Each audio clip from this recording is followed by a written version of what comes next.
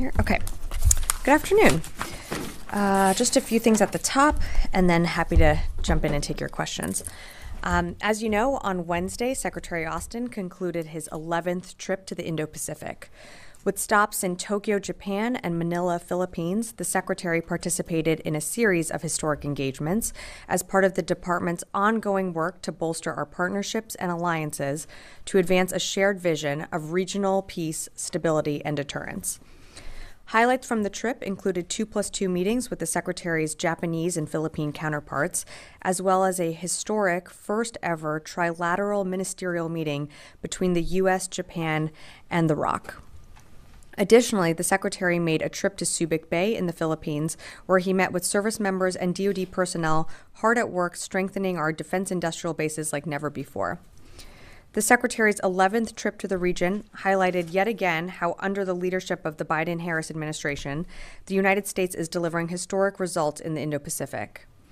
The United States is operating with our partners and allies more closely and more capably than ever, and together, we are working to ensure a free and open Indo-Pacific. Switching gears, Secretary Austin spoke with Israeli Minister of Defense Gallant this morning about the destabilizing threats posed by Iran, its partners, and proxies. The Secretary reiterated ironclad support for Israel's security and informed the minister of additional measures to include ongoing and future defensive force posture changes that the department will take to support the defense of Israel. Secretary Austin highlighted that further escalation is not inevitable and that all countries in the region would benefit from a de-escalation in tensions, including through completing a Gaza ceasefire and hostage release deal. He also stressed that the unprecedented scale of U.S. support for Israel since October 7th should leave Iran, Lebanese Hezbollah, and other Iranian-backed terrorist groups with no doubt about U.S. resolve. Switching gears, the Senate this week confirmed more than 3,000 officers nominated throughout the Air Force, Army, Marine Corps, Navy, and Space Force. The Senate also fully confirmed Dr. Michael Suhlmeyer to be Assistant Secretary of Defense for Cyber Policy. Together, they will all continue to be great leaders within our department and will ensure we remain the finest military in the world. The Senate Armed Services Committee also voted this week to advance Tanya Wilkinson, nominee to be Undersecretary of Defense for Intelligence and Security. We now urge the Senate to confirm all of our civilian and military nominees, waiting for action on the Senate floor. Excuse me. And finally, the Department of Defense, in coordination with the Department of Veterans Affairs, developed Airborne Hazards and Open Burn Pit Registry to assist service members and veterans in documenting potential exposure to airborne hazards during overseas deployment. The VA announced updates to the Burn Pit Registry yesterday, and registry updates will now allow service members and veterans to provide more feedback, expand participation criteria, automatically include participants, and simplify registry requirements. To learn more, visit the registry site at www.publichealth.va.gov. And with that, I'd be happy to take your questions. Tara, why don't you start us off? Yeah. I wanted to ask about the Middle East. What, if any, sort of contingency planning is occurring to assist Americans in evacuation if that's needed? And what types of force posture changes are being considered to better protect troops if this escalates? I'll take the second question first. So as you know, and as we've demonstrated since October and again in April, the United States' global defense is dynamic, and the department retains the capability to deploy on short notice to meet evolving national security threats. So as a result, the Secretary will be directing multiple forthcoming force posture moves to bolster force protection for U.S. forces region-wide, to provide elevated support to the defense of Israel, and to ensure the United States is prepared to respond to this evolving crisis. In terms of what specifics that means, I don't have that for you right now. Again, that's something that the Secretary will be directing at a later time, but when we have more specifics, I'll certainly come back to you. In terms of planning measures, we are a planning organization, as I know you've heard us say before. So I'm not going to engage in hypotheticals, but of course we always have contingency plans in place. But again, just not going to go down the hypothetical route. So on the force posture changes, though, you say at a later date, are we talking, within hours, within a couple of days, by this weekend? And would these troops be being pulled from the Indo-Pacific, or are these domestic forces that would be sent? In terms of specific troops or capabilities, again, this is something that's with the Secretary, and the Secretary will be deciding. I don't have a specific timeline for you. Once we have more information, as you know, we'll certainly provide it. But at this moment, I just don't have that. Oren. I just want to be clear here. Yesterday, President Biden spoke with Prime Minister Benjamin Netanyahu and spoke of, and I quote here, new defensive U.S. military deployments. Yeah. Those haven't been ordered yet. He was speaking hypothetically yesterday, or have they been decided and ordered at this point? The Secretary and the President have been in close conversations about this. The Secretary will be directing forthcoming force posture moves to bolster our force protection.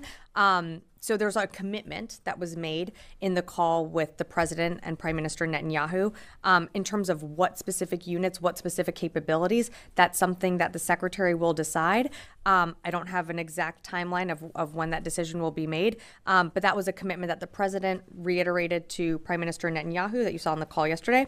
And again, the Secretary reiterated that in his call with Minister Gallant that happened earlier this morning. And just to be clear on the wording here, because the word defensive is very prominent in what you're saying. There are no, it is purely defensive. Is this ground-based air defenses? Is it air defenses based on destroyers? And you're not shifting any offensive capabilities? So appreciate the question. So again, these are defensive capabilities. As we have done before since October 7th and what we did on April 13th, all of our capabilities that we have there in the region are defensive and to send a message of deterrence. The Secretary on his call committed to Minister Gallant that the United States will stand with Israel in their self-defense. So these would be defensive capabilities if needed. Thank you. Yeah, Phil. Just a couple of follow-ups. I'm a little, just to be, so the Secretary has not yet decided on what capabilities to deploy, but does that mean also that he's not necessarily decided whether additional, whether there's a need for additional forces beyond what's already in the region right now? And I'm talking about additional, even if there were some troops rotating in or rotating out, additional to kind of the status quo as it stands, not the actual units. So there could be additional units that come in with additional capabilities, as those capabilities would need to be operated by additional people. But again, I'm not going to get ahead of any decisions that the Secretary has not made yet. All I can tell you is that he, in his call with Minister Gallant, committed to bolster force protection in the region. And of course, as Oren was saying earlier, additional defensive capabilities if needed for the support of Israel. I guess what I'm just trying to understand is, does that mean a plus up or not in terms of overall U.S. forces and capabilities in the region? It certainly could mean additional capabilities and people in the region, as those people would have to operate if the Secretary decides to, include more defensive capabilities. They're going to need to be operated by additional people. So again, I don't have the decision yet from the Secretary. The Secretary is something that he's going to continue to weigh, and when we have more to read out, we certainly will. Tony. Of the units that are already in the region, is it possible the Secretary would order a repositioning of the 24th MEU and the Theodore Roosevelt Carrier Battle Group from the Gulf of Oman up this Red Sea and through the Strait of Suez Canal to off of Israel and Lebanon? Is that a possibility? So you have to remember that the ARGMU has always been operating within the Eastern Mediterranean. So she remains in the Eastern Mediterranean. And just like we saw with the Eisenhower Carrier Strike Group that was in the CENTCOM AOR earlier this year, the Eisenhower continued to move around within the AOR. So the TR could move around within the AOR, but of course, I'm not going to get ahead of any movements or force posture changes that the commander decides to make or that the Secretary decides to make. Force posture in those cases could be repositioning of ships already in the region versus bringing in new vessels from Asia or something. There could be a repositioning of assets, but again, that's something that the Secretary will be directing, and I'm not going to get ahead of any decisions that the Secretary has made at this time. Is it possible he can do this today or later today? I don't have a timeline for you. Yeah, of course, yeah. Thank you, Sabrina, for the Italian television. What kind of talk or coordination the Pentagon has or having or had with states like Italy or Southern European states that can be more involved in support of the U.S. in case of Iranian attack to Israel? And the second question is instead the kind of talk that the Pentagon is having with the Arabic state that are part of the deal, the negotiation that now have to be neutral between Iran and Israel. So those are my two questions. What's the strategy? So we're always in touch with our partners and allies. As you've seen with the events of October 7th, and you've also seen with the coalition of Operation Prosperity Guardian, that is allies and partners coming together in the region, either to support in the defense of Israel or to ensure that commercial shipping can continue through the Red Sea and ensure that the international rules-based order is upheld. So this is something that we're always in touch with our allies and partners on. In terms of, any calls to read out, I don't have anything more additional to provide, but I can assure you that at all levels of government, whether here at the department or somewhere else, we are always in communication when it comes to what is happening in the region and, of course, closely coordinating with our partners. I meant, maybe I haven't asked what I meant. It's like if the Pentagon have asked for military support on the Mediterranean close to Israel, to the European Union. I don't have anything to read out, but as you know, Operation Prosperity Guardian is a coalition of like-minded nations coming together to ensure that, commercial trade can continue to flow through, but also responding to the ongoing attacks from the Houthis that they continue to lob at our ships, allied partners and ships, and commercial vessels. So I just don't have anything more to read out for you, but I would point you to the fact that we have this large coalition that's already operating within the Red Sea. Charlie. Yes, thank you. Sabrina, when it comes to a timeline, the U.S. military isn't the only one who gets a vote. There will be a window that we've been expecting, learning over the next sort of 72 hours, or late Sunday, Monday, where Iran might retaliate, Hezbollah might even retaliate before that, and then a joint retaliation. So whether the decisions have been made, wouldn't there have been a movement of U.S. resources already in order to defend against that? Well, Charlie, I would remind you that in the Eastern Mediterranean and in the CENTCOM AOR, we have many, many assets that are there. You have the ARGMU that is continuing to operate in the Eastern Mediterranean. There are also destroyers there. You have the TR and the entire carrier strike group that's also continuing to operate in the CENTCOM AOR. So it's not like we don't have assets or coverage in the region. So I think that's important. Again, this is a decision that the Secretary is weighing, and he committed to Minister Gallant, and the President committed to Netanyahu that we will be bolstering our force protection in the region. But what specific assets will be moving, I just don't have that for you right now.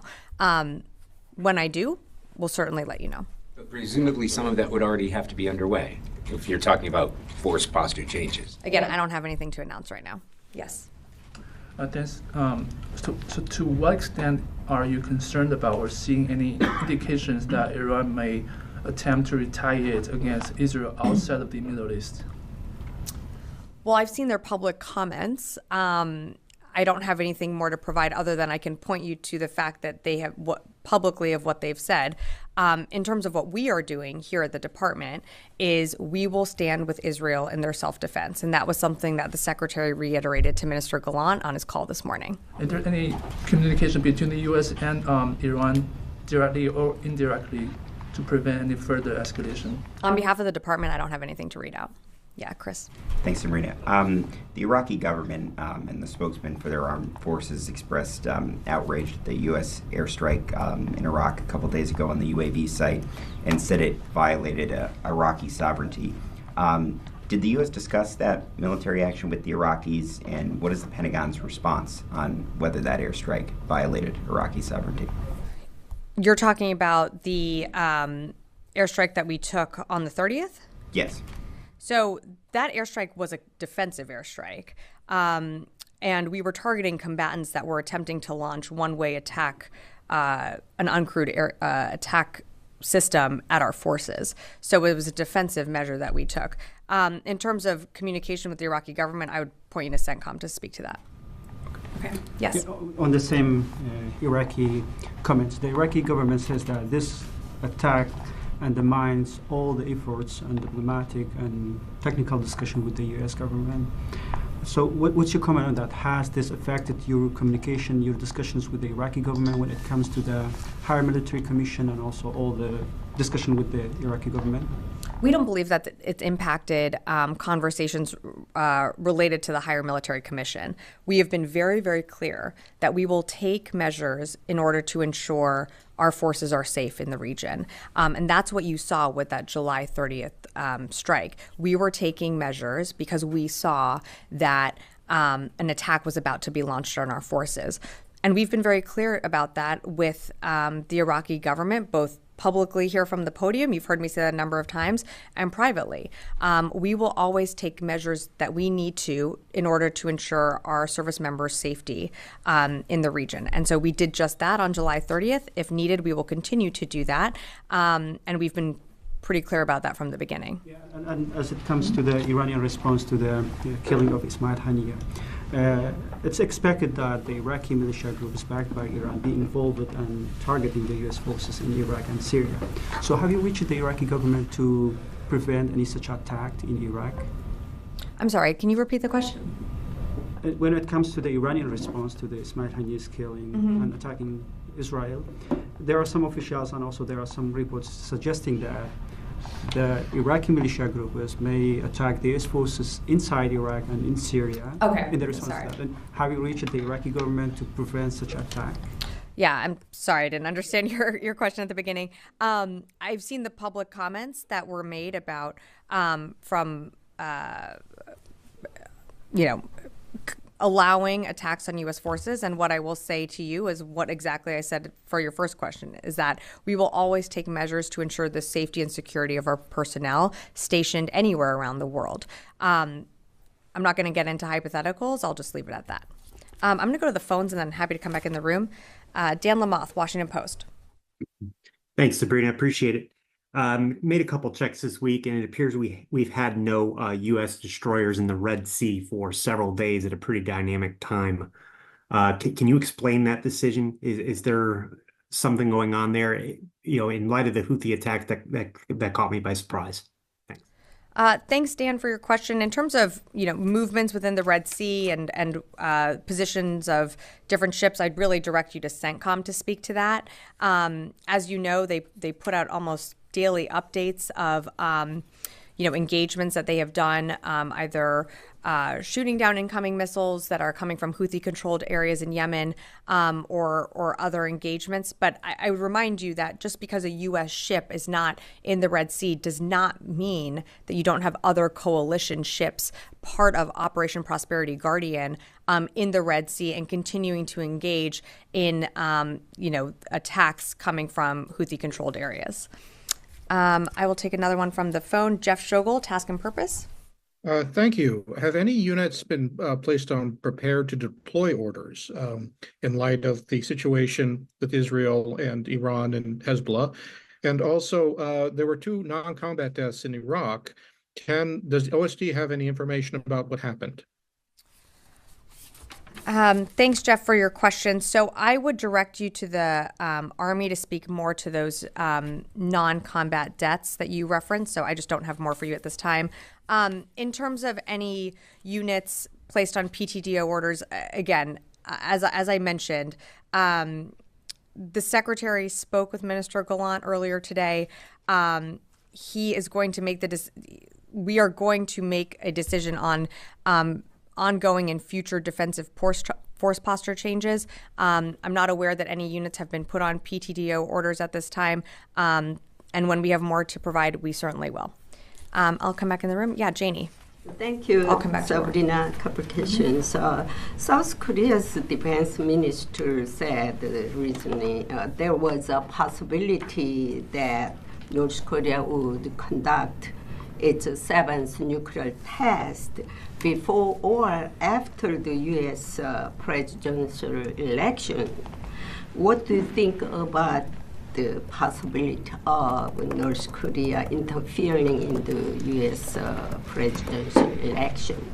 Well, Janie, as we've mentioned before, those tests are extremely destabilizing to the region, and we want to see a denuclearization of the Korean Peninsula. On the Secretary's trip to the Indo-Pacific, as I mentioned at the top, he held a historic trilateral meeting in Tokyo with the Minister of Defense from Korea and the Japanese foreign minister. And of course, something that came up was the DPRK's continued destabilizing actions. And this was a large topic of conversation throughout the week. It's something that we're going to continue to monitor. It's something that we'll always work with our ROC and Japanese allies on and coordinating on. But any tests like that are incredibly destabilizing to the region, and we'll continue to monitor. Okay, one more quick.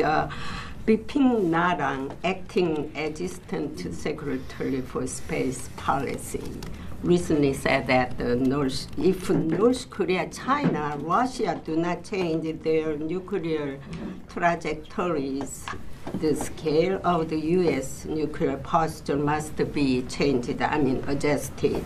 Do you think it is possible to increase nuclear assets in South Korea? No. No, I would, sorry, I shouldn't have been so direct. I haven't seen all of his comments. Certainly what we want to see is a denuclearization of the Korean Peninsula. The Secretary, while in Tokyo, made a number of announcements that I'm sure you're tracking on the upgrade of U.S. Forces Japan to a unified command. Beyond that, I don't have any more announcements. And I'm sorry, I just haven't seen some of those comments, so I don't have more to add at this time. In the back, yeah. Yes, thank you. You noted that in his conversation with Defense Minister Gallant, Secretary Austin expressed concern about the dangers of escalation. Mm-hmm. Did he also speak to Gallant or warn Israel about the dangers of escalating the conflict should Iran retaliate, prompting a large-scale Israeli retaliation or strike on Iran? Is that something that was discussed, and if so, how? Yeah, so we'll have a readout later today of their call. I'm not really going to go beyond what I said at the top, other than to emphasize that the Secretary highlighted that escalation is not inevitable and that all countries in the region would benefit from de-escalation. And I'll leave it at that. If I could just follow Sure. up. You noted again that the Secretary talked about the dangers of escalation. President Biden said that the assassination of Hania was not helpful to the ceasefire negotiation process. Doesn't this bolstering of defense for Israel represent a kind of reward to Israel for destabilizing that very process that both the Secretary and the President are saying they want to continue? No, I'd respectfully push back on that. What we are doing to bolster our capabilities is in the defense of Israel and by nature is defensive. So no, I wouldn't say that it escalates tension. In fact, some of the decisions that the Secretary has made since October 7th, you might remember we moved the Ford, the USS Ford Carrier Strike Group to the Eastern Med on October 8th. We moved the Ike soon thereafter to the CENTCOM AOR. These were all to project a message of deterrence. We certainly do not want to see this spread out to a wider regional conflict. We don't believe it has right now. We're going to continue to urge for de-escalation. And the best way for that to happen is for this ceasefire deal to come through. And so we can get American hostages out as well. But we believe that that would be the best way to de-escalate and further lower tensions in the region. Louis, sorry, I thought I saw you over there. Two questions. Sure. You noted that the commitment has been made by the President and by the Secretary. What is triggering those commitments? I think you can point to events that have happened in the past week. Again, we don't want to see an escalation. We want to see things to de-escalate. And because of that, we are committing defensive capabilities to the region that I don't have an announcement of what those will be, but when we do, we will certainly read those out. The second one, you in this answer right here, you kind of spoke to it, but by making this public, isn't this just a deterrent as well? Speaking from the podium? Yes, announcing that there is a commitment that the Secretary will decide on force protection measures that have not been actually decided on yet, which is kind of atypical actually for this building to actually make an announcement like this. So therefore, I mean, is it your statement in itself a deterrent? I mean, of course, we are, when it comes to messaging, we do things publicly and privately. So public messaging, we're very clear about the defensive capabilities that we are committing to the region and that we are going to bolster them because we don't want to see tensions continue to rise. We want to see a de-escalation. So if someone is watching this briefing overseas, I think we are being very direct in our messaging that certainly we don't want to see heightened tensions, and we do believe there is an off-ramp here, and that is that ceasefire deal. Once that comes through and once hostages are released, that's what we really want to see here. And we've said it from the beginning on, the next day following October 7th is we don't want to see a wider regional conflict. We don't believe we are there, and that's partly because we moved assets to the region that do project power and that also, I think, send a very strong message of deterrence. I'm going to go to the phones and then happy to come back over here. Howard Altman, Warzone. Thanks, Sabrina. Can you confirm that the Air Force is going to be sending additional combat aircraft to the region in response to all this? And what kind of airframes? Can you tell me? Yeah, thanks, Howard, for the question. I cannot at this time. Sam Legrone, USNI.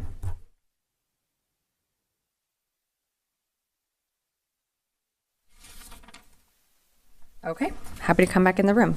Goyle. Thank you, Madam. Two questions, please. One, this was the first time that Secretary, there was an interaction between US and India, but Secretary met not the Defense Minister of India, but the Foreign Minister of India, Mr. Jaishankar. And this was the first meeting after Prime Minister Modi visited Moscow. So what was discussed between the two about this meeting the foreign minister, not the defense minister of India? I think that question is better directed for the State Department. Secretary Blinken held that meeting. It was a quad meeting, so I direct you to the State Department to speak more to that. And second, Madam, thousands of people, millions of people watched burning of U.S. flag in Washington, D.C. during that demonstration. Many were upset, including in my community, that burning of U.S. flag is it's a unity. U.S. stand for unity and united. This building, many from this building, men and women, they fight every day to protect the U.S. flag. So what were the comments from the Secretary about those demonstrations? Had nothing to do with the U.S. flag, but they burned it and brought down, and they brought another flag on there, Hamas flag. So we certainly don't support the burning of American flags, and we certainly don't support the raising of a flag from Hamas. I believe even the White House put out a statement on that.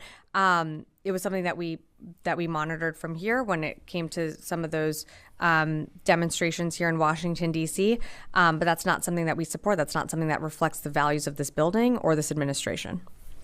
Okay, Oren, and then Chris, and then happy to come back. Sorry, Oren. I said Oren, but I'm looking at Chris. Go ahead. You said twice now, once in the opener and once a couple of minutes ago, ongoing and future defensive force posture changes. We get the future part, the discussions, the decisions that will be made. What's the ongoing part? Are there movements that have already happened or are happening based on orders that have already been given? No, it's just ongoing is what the commander decides in the region. So what he decides to move and reposition where, and I don't have anything to read out right now, but that would be the ongoing part. Those have been made already or are being made? I think ongoing means they will be made, but I'm just not going to get into a discussion on tenses from here. Okay, Chris. Thanks. Numbers clarification. The airstrike in Iraq came in response to cases of rockets being launched towards U.S. troops in Iraq and Syria. What is the total number of attacks against U.S. troops in Iraq, Syria, and Jordan since October? So, I mean, Chris, just one correction here. Not so much a response, but we saw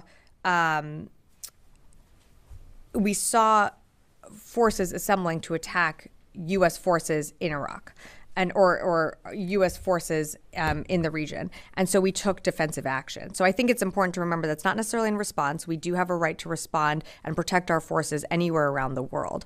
In terms of attacks on U.S. forces, in total, you're talking about from the very beginning? 160, 170, what's the I believe number? it's over 180, but again, that was from October 17th from last year. And, since I think January or February, we did see a slowdown of attacks. We saw one in April, and then again, we saw a long period of pause. And that's what we want to continue to see. We do not, again, and I know I've said this and you'll probably hate me for saying it again, but I'll just do it anyways. We do not want a regional war. We do not see this spilling out into a larger regional conflict, but we will take action to protect our forces anywhere in the world. Answer. Okay, great. Phil, and then last one over here. On the Iraq strike, I mean, I understand that you've explained that it was a defensive strike and that these forces were preparing to attack U.S. troops. Yeah. Do you think the timing of the strike was interpreted by Iran and others as part of the series of activities in the region at that time? The strike or the attack in Tehran and the other in Damascus, and then the strike in Iraq. Do you think that they were interpreted as being a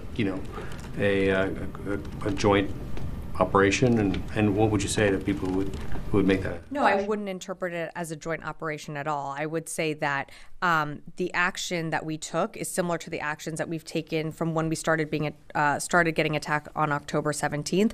We will always take action that ensures the safety and security of our personnel. And we've done that from the very beginning. What we saw was combatants attempting to launch a UAS system, and so CENTCOM forces took action so that our forces were not hurt or injured if that attack had been able to launch. But no, I would not read into any type of coordination. I would say that this is something that we've done time and time again, and we will do if we need to at any time.